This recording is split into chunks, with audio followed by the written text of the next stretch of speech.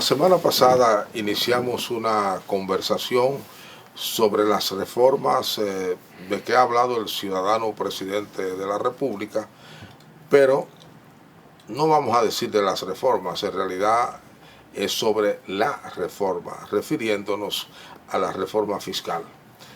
Y para ello invitamos a quien consideramos una de las principales autoridades del país en materia de finanzas públicas, que es el economista muy conocido, profesor universitario, consultor, quien fuese un alto funcionario de la Oficina Nacional de Presupuesto, don Nelson Suárez. La semana pasada él comenzó hablándonos de cuáles pueden ser los propósitos de una reforma cualquiera y en qué circunstancias un país necesita una reforma y más específicamente una reforma fiscal. Le preguntamos, y se lo vamos a volver a preguntar ahora, en la experiencia dominicana, ¿necesitamos nosotros o no una reforma fiscal y por qué? Profesor, me alegra muchísimo tenerle y espero que usted se sienta bien. Lo veo igual, buen mozo, trajeado y siempre con su sonrisa de un hombre feliz. Qué bueno. Gracias por estar con nosotros. Hay que tratar de ser feliz siempre. Para mí es un placer, como siempre, estar de nuevo aquí en Enfoque Periodístico, porque tengo la libertad de tratar de manera muy abierta y en una conversación muy coloquial temas que normalmente son muy duros. Sí, duros y complicados de abordar en público y de hecho de poder interactuar con el ciudadano común, que es al final el que termina de una u otra forma sintiendo directamente. Dicen además que los mejores economistas son las amas de casa. Claro, porque son las que están directamente yendo al súper y a los colmados a ver cómo está la situación. Y recibiendo los aportes, ¿no? Claro, entonces hicimos en el programa pasado, conversamos ampliamente sobre básicamente los del panorama en materia fiscal. Hay, de hecho, el gobierno se ha planteado en un propósito que yo entiendo que es demasiado ambicioso, 10, 12, 13 reformas o hacer cambios en áreas muy concretas de la actividad y de la vida dominicana, incluyendo la reforma constitucional, que realmente no entiendo la necesidad perentoria para los fines prácticos de la gente que día a día tiene que salir a la calle, como usted dice, ir al supermercado, ir al mercado, ir al colmado. El tema constitucional no creo que sea una prioridad. Ahora, lo del tema fiscal, como vimos la semana pasada, parece ser que sí amerita, aunque debemos ser claros y establecer que no estamos frente a una situación de crisis fiscal inminente, de insostenibilidad, de incapacidad de pago de la deuda. Esa no es la situación. Quien diga eso está cometiendo un error. Ahora sí tenemos serios retos a nivel de las finanzas públicas, y básicamente para mí el tema está planteado en la dirección de poder quitarle carga al presupuesto de la presión de los intereses y el servicio de la deuda. Pero parece que para el gobierno el interés es recaudar más dinero, no para dilapidar, digamos, sino para financiar las obras que están en ejecución y las que quiere poner en ejecución. Sí, ese es, y al final... Le digo porque no se ha hablado nunca, no he oído que ustedes, los expertos, han hablado, ni nadie en el gobierno, de que tenemos que hacer que el ciudadano pague menos, tenemos que mejorar la recaudación, tenemos que hacerlo todo más fácil. Nada de eso se está hablando. Sí, porque el tema que está planteado en términos muy sencillos es que el gobierno del Estado las cuentas fiscales están demostrando que tenemos una brecha que cada año tenemos que cubrir a través de endeudamiento.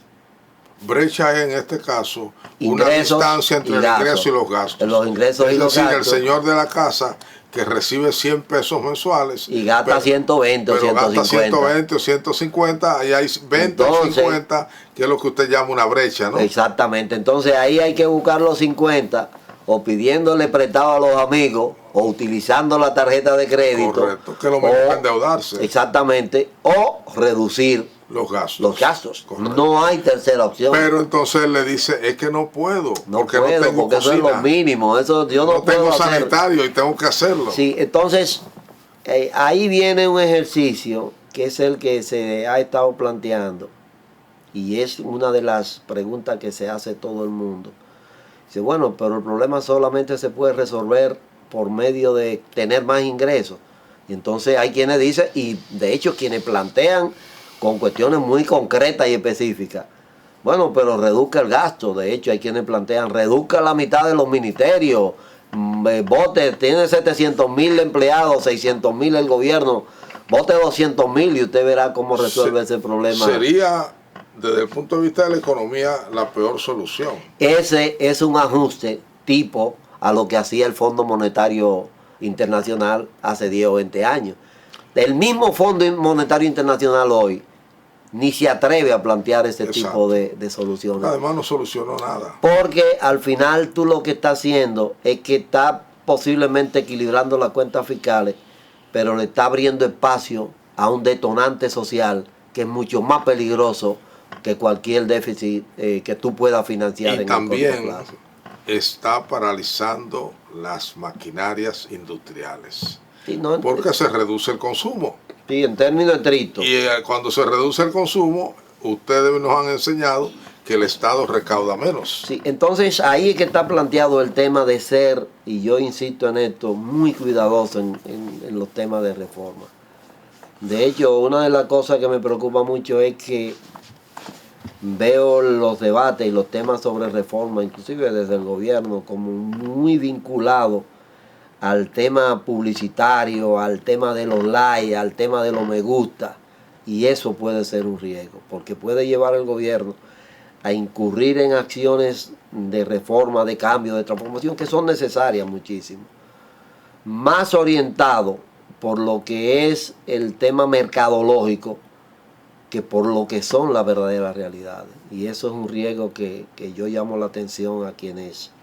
Esta semana el presidente nos sorprendió diciendo que todavía no hay nada escrito.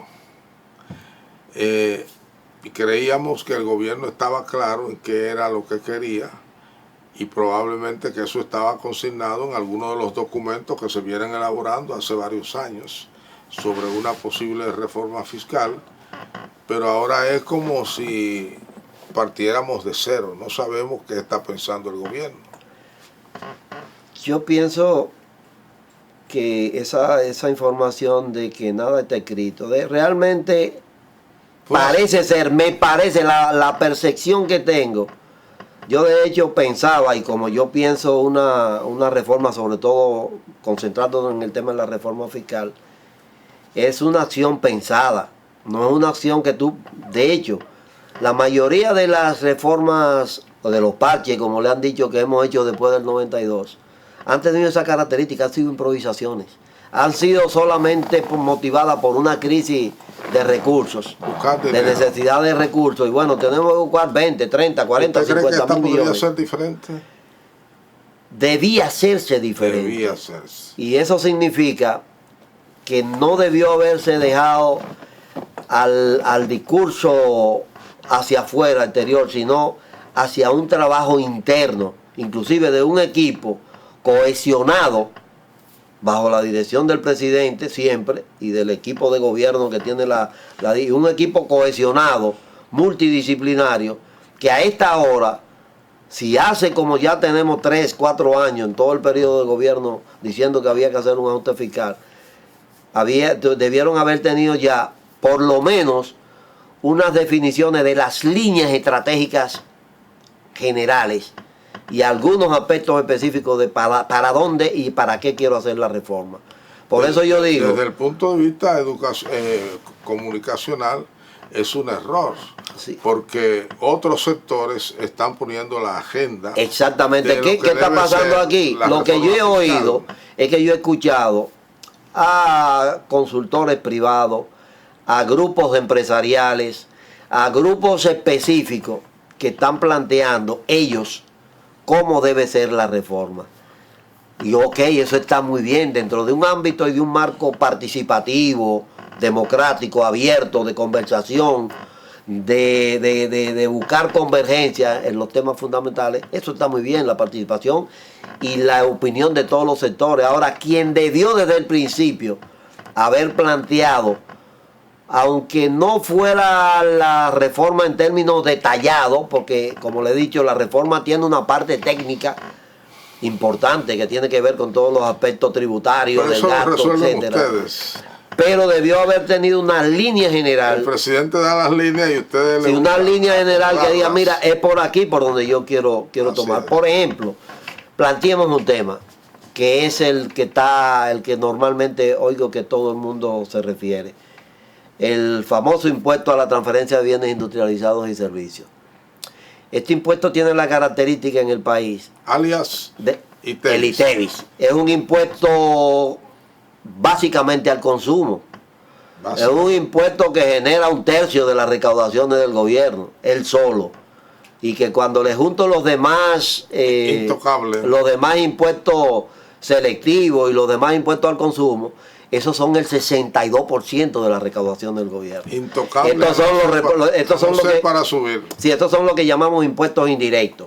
Y lo paga directamente el consumidor. Ningún empresario, ni ningún negocio, cuando factura el 18% o el 16% de aquellos bienes que son diferenciados o lo otro, lo paga el consumidor. Aunque lo asumen y lo presentan ante la opinión pública. Como que son liquidaciones de ellos. Aquí yo he visto sectores diciendo, nosotros somos el sector que más tributamos, y están metiendo lo que se recauda a través de ellos, que son agentes de retención y que a veces con algunos subterfugios esconden una parte y no lo transparentan. Pero el caso del ITEVIS, que es el tema fundamental. El ITEVIS es un impuesto que se dice que tiene una evasión de 40-43%. Eso se refleja. Por ejemplo, yo he hecho cálculos donde veo que lo que le llaman en términos técnicos la productividad C de ese impuesto, es decir, la productividad de ese impuesto con relación al nivel de consumo de la economía. Ahora mismo, para el año pasado, el consumo privado que se refleja en las cuentas nacionales puede ser de 4.5, 4.6 billones de pesos. Sucede que nuestro ITEVIS solamente impacta alrededor del 30% de eso. Es decir, el 70% del consumo no está pagado. Sí, cuando uno hace un ejercicio... O está siendo pagado y no está llegando. Sí, hay una proporción que no está pagada, pero hay otra que obviamente no está. ¿Qué tenemos? En lo que le llaman carga fiscal, gasto tributario, que son las exenciones, exoneraciones y tratos especiales que el gobierno a través del sistema tributario llamábamos incentivos. Ajá. Eso hay parte de ahí metida, pero en términos general todas las desgravaciones o los sacrificios fiscales que el gobierno hace cuando tiene que cobrar un impuesto y dice, mire, a usted por tal situación no me pague la mitad de buena gente. Exactamente. El 55% de esas exenciones por gasto tributario son del ITEVIS. Esos son cientos y tantos mil millones, 136.000, 140.000 millones para este año. De manera que si yo pudiera reducir de esos 140.000 millones, digamos, un 5%, un 10%, esos son... de esos 150.000 que están metidos ahí, y vamos a hacer, bueno, eso serían 15.000, 20.000 millones de pesos que el gobierno dice, lo voy a tener. Ahora, ¿cómo lo hago? Me dicen algunos, bueno, generalice el ITEVIS y reduzca la tasa. La tasa que tenemos ahora es de un 18. Esa es la más popular. La tasa que tenemos es de un 18, generalice. De hecho, hay quienes plantean ponerle impuestos, como han dicho, he oído algunas personas decir, hasta los plátanos y a la yuca. No, es una locura. Bueno, porque es mentira que tú podrías, porque va a hacer un impacto. Ahora sí tú puedes tratar de ampliar la base de Citevi para que sea más productivo en términos de la actividad económica, es decir, que yo pueda captar un poco más y hacer tasas diferenciadas. O sea, yo diferencio y digo, bueno, los quesos muy finos, que no lo compra el común de la gente, yo no lo puedo tener como el queso amarillo, ese patrón de oro que compra la gente común para hacer su comida en la casa, no pueden tener el mismo trato. La carne de primera nivel, los filetes, la carne, un tibón, eso yo no lo puedo tener libre de centro metido dentro de todas las carnes. Porque eso no es, yo no puedo tratar eso igual que el pollo, que es el consumo de la gente. Los técnicos, cuando usted trata de discriminar eso, ya es un problema práctico a la hora de cobrarlo. Complica, pero esas bastante complicaciones se resuelven, porque ya el sistema tributario dominicano tiene muchos sistemas de información. Aquí, de hecho, yo creo que la Dirección de Impuestos, en términos prácticos, en términos administrativos, maneja una cantidad de... Todo está documentado aquí. Todo está documentado. Cada vez que usted hace una transacción con una tarjeta de crédito, queda registrado. Queda registrado y la Impuesto Interno tiene la... ¿Qué pasa a veces? Por ejemplo, yo oí, creo que alguien me refirió que el Magín Díaz, que fue un director de Impuesto Interno, le plantearon que si no había posibilidad de, a través de mecanismos administrativos, mejorar la recaudación, y él dice que no hay mucho espacio. Yo contradico totalmente esa posición. ¿Por qué? Porque yo sé que con algunas acciones ahora, ahí la DGI no va a ser graciosa. Porque cuando aquí hay inclusive grupos, empresas que la DGI sabe, y lo saben en los gobiernos, que tienen deudas a veces multimillonarias con el fisco. Y si son empresas o medios que pueden influir de alguna manera en la opinión pública, DGI, los gobiernos y los presidentes y deciden a veces, no, déjalo así, no le toque, porque entonces si tiene un medio de comunicación va a agarrar el medio y me lo va a poner en contra. Entonces, si tú vas a seguir actuando así, bueno, no va a poder. Si fuera así, fuera fácil resolverlo, porque son pocos los que tienen medios de comunicación. Estoy poniendo un ejemplo, un ejemplo. Pero son pocos. Porque lo que pasa es que la administración tributaria, que tiene mucha información, a veces esa información, de hecho, son más factibles usarla quienes están adentro para hacer prácticas corruptas, diciéndole a usted, mire, yo sé lo que usted tiene aquí y entonces vamos a negociar por abajo para yo resolver esto.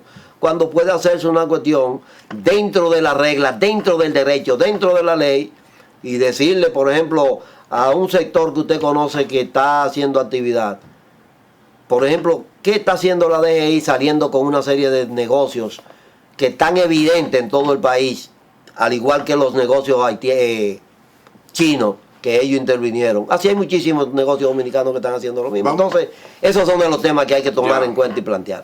Don Nelson Suárez, vamos a hacer un paréntesis para retomar el tema de la semana pasada y que usted nos siga explicando los pros y los contras y todo lo que usted nos ha traído acerca de la reforma fiscal. Bien, entonces usted la semana pasada nos ponía en auto de los principales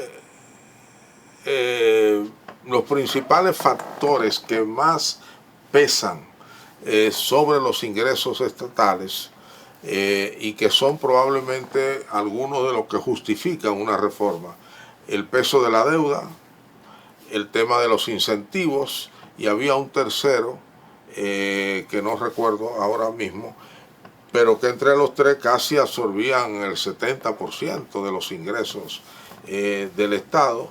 Hay que pagar mucho dinerito por la deuda del país, las exenciones, las transferencias, etcétera. Y había un tercero que no me viene, pero ahí quisiera que retomáramos entonces cuál es la realidad de nuestra situación fiscal, la realidad que nos podría estar llevando a la necesidad de una reforma. Bueno, vamos a traer, y exactamente creo que es muy buena la observación de que volvamos a lo concreto, vamos a ver los números. Exacto. Que es la realidad. Hay en los gráficos que tenemos ahí, el número 3, que habla sobre el déficit fiscal, pero ahora no voy a hablar del déficit fiscal solo como proporción del PIB. Vamos a hablar en términos concretos, ¿qué significa eso? ¿Qué significa eso de proporción del PIB, profesor?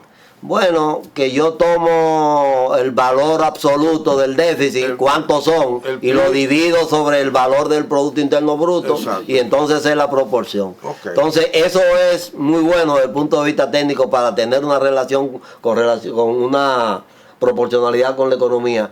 Pero miremos esto, entre 2008 y 2023, el gobierno central ha acumulado casi 2 billones en déficit fiscales. Es un número... Yo no me lo imagino, pero sé que es mucho. Es mucho. Si lo convertimos a dólares corrientes de cada año, sí, esos son 41.300 millones, casi 41.200 de dólares, 280. Verde. ¿Qué pasa? Si usted se va al incremento de la deuda pública que ha habido del gobierno central en ese periodo, el dato es casi igual. En 4 años. En los 12, en los 16 años que hay del 23. Sí, son 46.000 millones el aumento que ha habido en la deuda neta todos los años.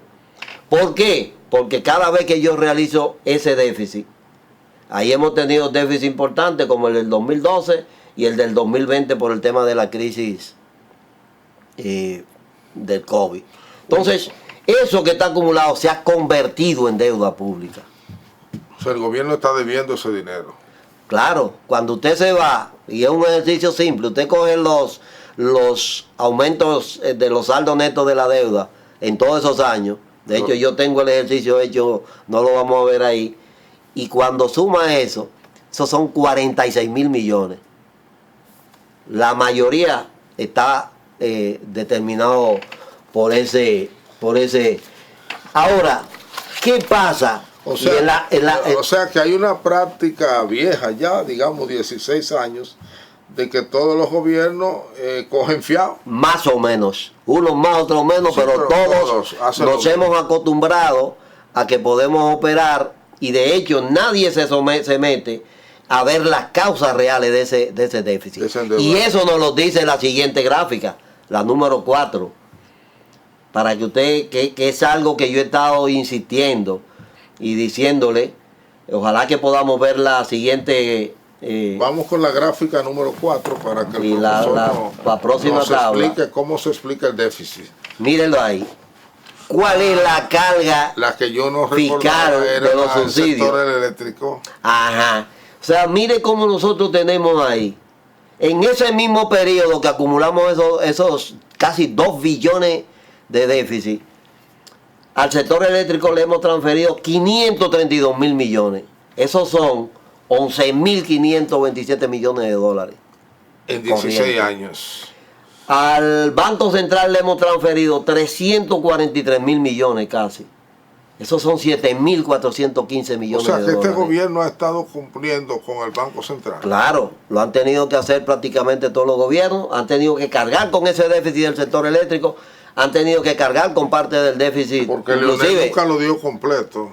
Sí, no, la ley que se hizo de capitalización en el 17, creo que en el 97, nunca se cumplió porque la ley planteaba un 1%, 1 y tanto, hasta pues, teóricamente tumbar el déficit que había acumulado el banco desde su creación. Entonces, eso... O sea, el banco aprovechó ahí para añadirle los anteriores a la crisis bancaria. Sí, no, la ley de hecho de recapitalización habla desde su creación, que eran 200.000 y tantos millones en un momento, que ha ido creciendo, pero normalmente en los últimos años el gobierno ha estado... O sea que la burocracia del Banco Central está siendo pagada por los contribuyentes. En alguna medida, porque ahora mismo el Banco Central tiene un gasto funcional de operaciones de más de 7.000 millones de pesos al año. Entonces, indirectamente, es una proporción quizá que cuando usted ve la globalidad no es una monstruosidad, pero sí impacta. O sea, el gasto central tiene gastos de funcionamiento, es decir, en sueldo y bienes y servicios, de alrededor de 7.200, 7.300 millones en un estado financiero al año que estaba viendo recientemente. Entonces, esa situación que tenemos planteada con esos sectores que el gobierno tiene que cubrir. Pero, ¿por qué no mantiene esos déficits? Sería bueno mantener el gráfico que teníamos. Exactamente.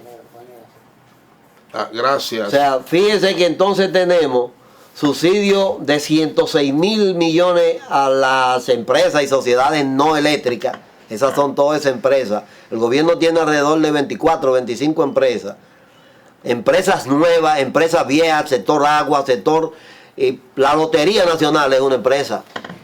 Y a veces el gobierno ha tenido que subsidiar, que es el único país del mundo, posiblemente donde los gobiernos tienen que subsidiar una lotería, donde la lotería normalmente son fuentes de ingresos porque no pierden, sino que se lo pregunten a la lotería más importante privada que hay en el país. Entonces, hay 24, 25, aquí seguimos teniendo como empresa la Rosario Dominicana, la Cruz de Manzanillo, Montepiedad, por Dios, sigue existiendo aquí y tiene una nómina, pero en un esquema ya donde yo tengo instituciones públicas para promover el microcrédito y eso. ¿Por qué tiene que seguir eso? Pero yo sigo transfiriéndole a esa gente 106.000 millones de pesos y a subvenciones a empresas privadas en ese periodo 103.000 millones de pesos. O sea, cuando yo sumo todo eso. Pero quiero hacer una observación sobre ese gráfico suyo. Más que gráfico, una infografía. Es que, por lo visto, entonces ahí queda destruido el mito de que los incentivos a la empresa privada son una cosa enorme. Bueno. Ahí estamos hablando de 2.000 millones de dólares en 18 años, en 16 años. Sí, pero esos son subsidios directos del presupuesto, no son las extensiones que están planteadas en las leyes que protegen esos sectores. Okay. Eso es directamente desde el presupuesto nacional. Entonces, cuando usted suma todo eso, son 23.200 millones de dólares y son 1.1 billón de pesos. O sea, fíjense que vimos el déficit anterior. Equivalente al presupuesto de un año. Ahora estamos viendo. Profesor, equivalente al presupuesto de un año. De uno de los presupuestos que hemos tenido de un año. Exactamente. Es el presupuesto de un año. Ahora mismo tenemos un presupuesto de 1.5 billones. Que es el más alto que hemos tenido. Exacto. Entonces, esa es la realidad que tenemos planteada. Eso es lo que pesa sobre la necesidad de más ingresos. Claro, porque si yo no resuelvo ese problema, yo puedo poner en la próxima reforma, decir, mire, eso me significan en términos estrictos 2 puntos porcentuales del PIB. Bueno, yo voy a cobrar impuestos, ingresos, voy a buscar generar eso para seguir sosteniendo el Banco Central, capitalizándolo, para seguir cubriendo el déficit del sector eléctrico y para seguir subsidiando todas las empresas deficitarias. Eso me repite el problema. Yo puedo buscarlo transitoriamente, pero ¿qué tengo que hacer? Un plan también para corregir los déficits. O sea, el déficit del sector eléctrico yo tengo que plantear una estrategia, y si no lo planteo, como dije en un trabajo que escribí para el periódico Hoy, si yo no planteo solución a esos problemas, que son los que me generan la brecha, entonces yo voy dentro de 1, 2, 3 años, 4, voy a volver a lo mismo. Voy a tener que buscar similares. Asimilar.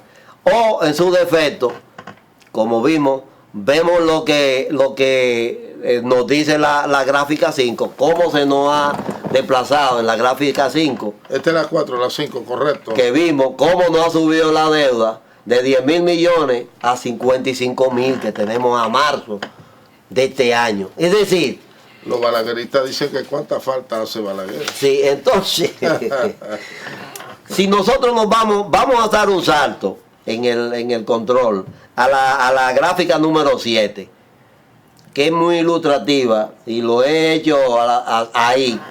O sea, todo eso se ha traducido en que se me ha convertido en una pesada, pero muy pesada carga. Ahí usted hace el papel de caricaturista. Ahí estoy sustituyendo al que en paz descanse, a don Harold Priego. Entonces, ¿qué es lo que tenemos? Entre 2008 y 2023, el gobierno central ha destinado al pago solo de intereses de la deuda 1,5 billones de pesos. Eso equivale, ¿usted sabe a cuánto? A 30.682 millones de dólares. Ahí eso nos lleva a un tema que no debemos tratar ahora porque no es el caso, pero alguna vez, desde los años 80, cuando la famosa década perdida, comenzó el gran endeudamiento de América Latina. Ya no se habla, pero está ahí, como está el de nosotros. No, y se habla de riesgo también. Sí, bueno, pero los mismos acreedores buscan la manera de que el riesgo no lleve a la explosión. Hacen que Argentina viva como viva, que el Perú viva como viva, que República Dominicana viva como vive, pero lo mantienen porque es un gran negocio, profesor. Claro, claro. Ese es un gran negocio, o sea, para los acreedores. Claro, y nosotros, por ejemplo, el Estado Dominicano, que ha sido muy buen pagador, es muy buen pagador. Entonces, fíjense que para este año, sin incluir los 31.000 millones del Banco Central, ese que gráfico son intereses, es explosivo. Vamos a pagar, tenemos previsto en el presupuesto 264.000 millones casi para servicio de la deuda. Eso es un 25% de los ingresos tributarios. Entonces, un dato que yo he sacado, este gobierno, en los 40 y tantos meses que tiene, 43, 44, 45 ya, ha pagado 712.668 millones de pesos. Sí, o sea, una locura. O sea, el gobierno ha tenido que dedicar una parte significativamente de lo que recauda y de lo mismo que toma prestado para pagar los intereses.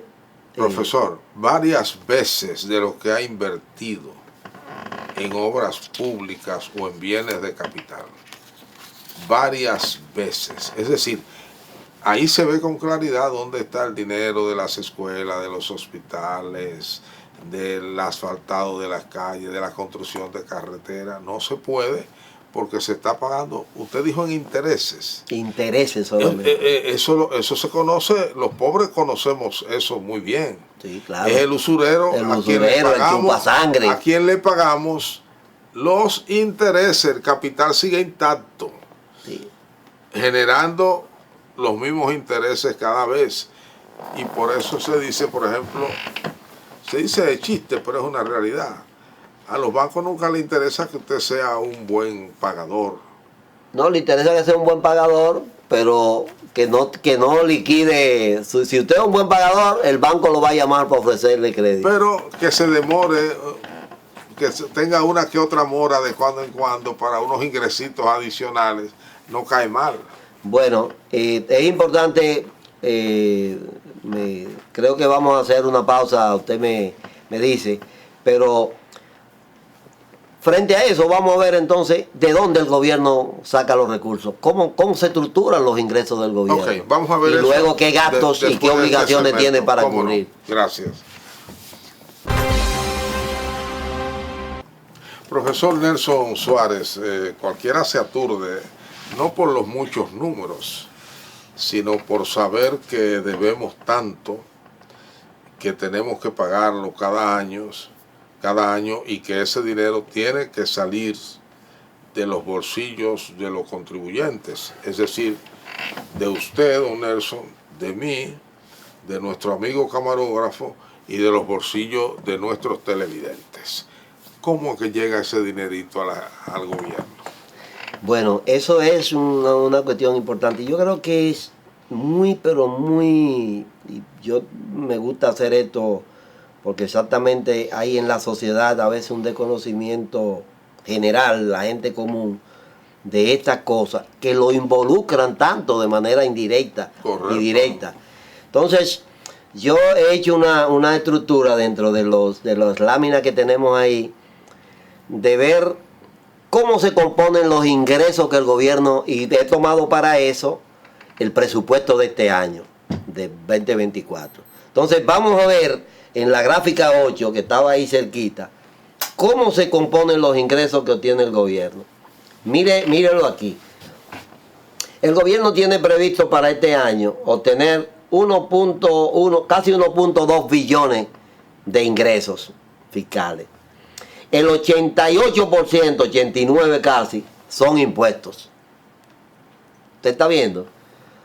1.053.000 millones. Luego tenemos... O sea, ese es el dinero que propiamente sale de los bolsillos de la gente. De los contribuyentes. De los contribuyentes. Porque esos son los que me cobran INDEVI, a las importaciones, los selectivos, a la propiedad, a los ingresos. Esos son los... Cuando usted vaya a echar un galón de gasolina, está pagando. Está pagando cuando ahí. Se come algo, está a la pagando. leche, entonces está pagando. Cuando se bebe una cerveza, cuando compra un pantalón, cuando compra los zapatos. Entonces, vamos a ver más adelante en otra gráfica, pero vamos a ver esta. Usted está viendo contribuciones a la seguridad social, esas son la parte que están en el gobierno, de lo que el gobierno paga para la contribución de los empleados que tiene. Sí, venta de bienes y servicios, 86.000 millones. ¿Usted sabe qué hay ahí? Ahora mismo metido, 46.000 millones del acuerdo que hizo el gobierno con Aerodón. Por eso está ese número tan abultado en este año. Que de hecho, que ya lo ha gastado casi. Cogió 17.000 millones hace un tiempo. Pero eso, ahí hay 46.000 millones que de hecho están mal imputados. El gobierno es una centrífuga. Sí, están mal imputados en términos presupuestarios. Ya. Luego está la renta de la propiedad. Sí, porque dice venta de bienes y servicios. Venta, eso no es venta de bienes, eso es un contrato. Eso realmente es una renta de la propiedad, porque yo estoy rentando los aeropuertos del país para eso, pero eso es un error que tienen en la imputación. Conceptual. Sí, entonces la renta de la propiedad, por ejemplo, ahí hay algunos ingresos que paga Falconbrí, algunas cuestiones de las empresas mineras, de algunos arrendamientos de algunos tipos, hay algunos intereses inclusive que el gobierno cobra, tanto transferencias y donaciones corrientes, esas son donaciones a veces del exterior muchas, y otra, una imputación que está haciendo el gobierno ahí, supuestamente de unos aportes de las EDES, que están metidos también ahí y están abajo como ingresos de capital. O sea, fíjense cómo se estructura. Ahora vamos a ver solo la parte de los impuestos que están en la siguiente lámina, que esa es la que la gente... Número 9. Exactamente. Mire aquí, ya aquí lo que hice fue que saqué todos aquellos ingresos que de una forma están comprometidos, porque tienen su contraparte ya, pero estos son los que el gobierno puede manipular y manejar para el gasto general, como se dice en los términos. Entonces yo tengo, y lo he hecho una división que a la gente le gusta mucho, algunos no la quieren ya ver, impuestos directos e impuestos indirectos. Se supone que los impuestos directos son los que tienen la mayor probabilidad de captar la capacidad de aquellos que tienen buena capacidad contributiva. Pero los impuestos indirectos son aquellos impuestos al consumo generalizado que lo paga el común de la gente. Correcto. O sea, lo pagamos usted y yo igualito que el sujeto que vende China o naranja o que anda vendiendo aguacate. Sí, porque el producto es el mismo. Es lo mismo, cada vez que él consume. Que ver con el comprador. Entonces, cuando usted ve eso, usted ve que los impuestos indirectos, y eso es un tema que también tiene que tomarse en cuenta a nivel de una reforma fiscal, son el 61%.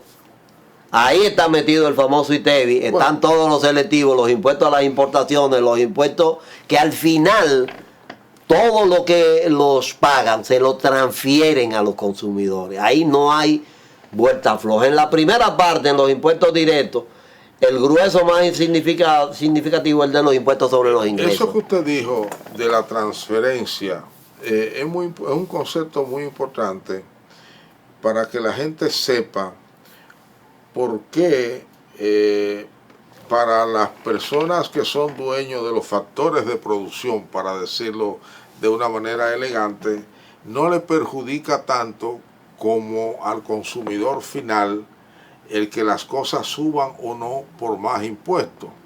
Porque el que es dueño de una fábrica o de una tienda, hoy con impuestos se venden 300, suben el impuesto y entonces eso en vez de 300 es 318. Pero él dice, pero yo tengo un gasto adicional financiero porque yo tengo que tomar más dinero prestado, esto, y le añade 2 o 3 puntos más y lo lleva de 300 a 325, que es el precio que yo comprador, usted comprador, tiene que dar. Entonces, a la gente de producción no le va ni le viene que suban o bajen los impuestos, porque su nivel de rentabilidad en el esquema nuestro no tiene ningún efecto negativo. Sí, usted sabe que en impuestos, a propósito de impuestos directos e impuestos indirectos, hay algunos temas como la incidencia del impuesto, el impacto del impuesto. Antes decíamos que los impuestos directos, que los impuestos directos no eran transferibles. Exacto. Y decíamos, bueno, la incidencia del impuesto es sobre lo que generan los ingresos y se lo cobran. Mentira. Ya hoy sabemos que hay mecanismos de contabilidad creativa, como dicen, que tú puedes hacer cálculos para transferir eso. Entonces, al final, la incidencia, el impacto termina siendo en un sector. Entonces, esos son para elevar la rentabilidad al nivel que tú quieres. Esos son de los elementos importantes. Si nosotros ya vimos... En Estados Unidos hay lo que llaman el impuesto a la ganancia fácil, que es un impuesto para la especulación. Viene una gran escasez de granos de maíz, digamos, y usted tenía en almacén ahí, le tocó ese periodo de escasez, subieron los precios, usted vende por allá arriba, usted no hizo nada para que eso fuera así. Entonces eso se lo graban de manera especial. Una ganancia de capital. Usted sabe que aquí durante mucho tiempo... Pero de ganancias rápidas. De aquí durante mucho tiempo aplicamos eso con los recargos cambiarios, cuando los precios de nuestros productos que teníamos, café, cacao y azúcar subían. Entonces decía, si sube tanto, te mete un recargo. Eso. Pero vimos la parte de dónde vienen los recursos del Estado. La parte bonita es ver cuáles son los compromisos que tiene el gobierno. Vamos a agotar esta parte, estos próximos 3-4 minutos en eso. Vamos a ver, mire lo que tenemos aquí. Esos 731 mil millones son lo que yo le llamo los gastos esenciales de funcionamiento del Estado. Eso es para operar. Obligado. En un enfoque clásico. Eso es obligado. Ya dan en mí de no hacer ni incidir en nada. De acuerdo al presupuesto de este año. De este año, eso es este año. Eso es 9.9% del PIB, el 52% casi del total del gasto del gobierno. Para yo cubrir educación, salud pública, Servicio Nacional de Salud, Presidencia de la República. No están incluidas las deudas ni nada de eso. No. Transferencia a municipios y 16 ministerios, 15 ministerios, que lo agrupé y cogí los gastos de funcionamiento, que son sueldos y bienes y servicios, para estar abiertos y para darle el servicio a la sociedad. Esos son 51.5% del total, 731 mil millones y casi el 10% del PIB. Si usted sigue para adelante en el siguiente gráfico, ahora sí viene lo que usted me dice, el servicio de la deuda, 404 mil millones de pesos. Miren los intereses. Ahí ahora estoy incluyendo los 30.881 del Banco Central. Ese es otro compromiso, que es el 26.4% del presupuesto y un 5.5% del PIB. Ahí se fueron ya los ingresos que vimos ahorita. Y si seguimos más adelante... por eso entonces, dicho esto en palabras bien de la calle, nos damos cuenta que el gobierno no tiene dinero para invertir, para construir nada. Al final tiene que invertir un 1.5, 1.6 del PIB de inversión, entonces, cuando dicen que debía estar en 2 o 3. Exacto, entonces por eso hay que seguir buscando dinero prestado. Pero veamos la próximo compromiso, para que usted vea, y esto... son lo que yo le llamo transferencias y subsidios. Miren lo que está ahí. A la seguridad social el gobierno le está transfiriendo 19.300 millones. Pensiones y jubilaciones son... Vimos que eran 4.000 millones. ¿A la seguridad social? Sí. No, eso es a la contribución. Estos son a los órganos de la seguridad social. Eso es para cubrir los subsidiados, aquello es otra cosa. Entonces, pensiones y jubilaciones del Estado, sin incluir las militares y las policiales, que creo que no están ahí, casi 59 mil millones. Transferencia del gabinete social, de transferencia condicionada, quédate ahí, el cariñito, esos son 54 mil millones de pesos. Que eso yo le daría un mejor uso. porque puedo hacerlo. Otras instituciones, 16.000, y subsidio al sector eléctrico, 84.844. O sea, 86.000 millones. O sea, ¿qué es lo que estamos planteando? El gobierno tiene unos compromisos, que hay posibilidad de mejorar todo eso, y eso es cierto.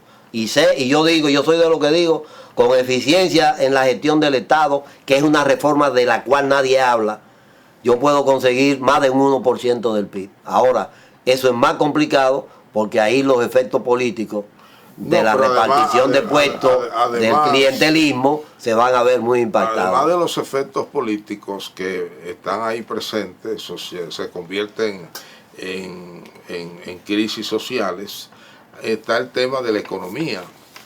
La economía, toda economía, y en este caso la dominicana, está operando como está operando sobre la base de un nivel de consumo. Y si usted echa gente a la calle, que es lo que más se plantea, entonces insisto en que las maquinarias disminuyen su dinamismo. Y alguna gente dice, como Andy Dawarre lo ha sostenido históricamente, el gasto para la operatividad, la operación del Estado es mínimo en relación a muchos otros países de América Latina. Yo quiero, en vista de que tenemos señales de que el tiempo... Nos quedan 3 bonitos. Yo quiero ver el último de los slides que hay ahí, el número 13, para que veamos de manera muy precisa de cuánto puede ser el ajuste fiscal que el gobierno puede buscar. Yo he hecho aquí 3 escenarios. 3 escenarios. Y esto, de hecho, ahorita había al ministro de Economía, Pavel Issa, hablando que los muchachos de 1+1 le hicieron la pregunta de que cuánto era el ajuste. Y él decía... ¿Quién? Pavel Issa. Okay. Que un 1% era muy poco y que un 3% era demasiado. Entonces yo hice varios escenarios. Si yo tengo en la primera opción que voy a reducir el déficit estructural que tengo del gobierno central, que es 3.1%, yo tendría entonces que hacer ajustes fiscales y tributarios por 229.000, casi 230.000 millones de pesos. ¿Qué significa eso? Eso quiere decir que yo tendría que aumentar impuestos o aumentar mis recaudaciones, hacer ajustes y cambios y modificaciones a tasas, para conseguir ese dinero. Para conseguir ese dinero. Okay. La opción 2 es, si yo quiero reducir, además del déficit estructural de 3.1, aumentar en el gasto en salud, por ejemplo, que veo que dicen en 1%, y en la inversión pública en 1%, entonces estamos hablando de 5.1% del PIB. Esos son 378.000 millones de pesos. ¿En cuánto es ahora el déficit? 231.000 millones de pesos. No, pero en términos del PIB. 3.1. Ese es el dato que estoy tomando. Y si yo quiero reducir el déficit estructural, que para mí es la opción más posible que yo podría plantear, más rápida, que es 1.6%, entonces solamente tendría que proponerme conseguir 118.850 millones.